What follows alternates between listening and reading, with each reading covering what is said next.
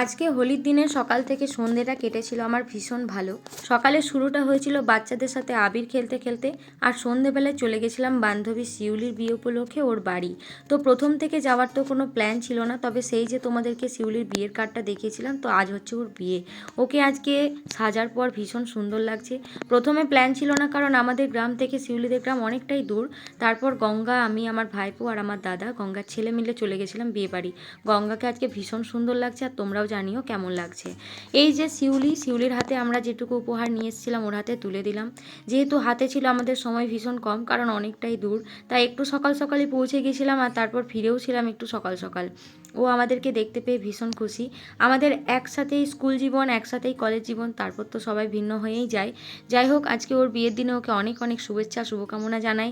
অনেক ভালো থাকুক, সুখে থাকুক, এই কামনা করি। আর আমাদের সবাইকে কেমন লাগছে অবশ্যই তোমরা কমেন্টে জানিও। তারপর আমরা বাড়ি ফিরলাম।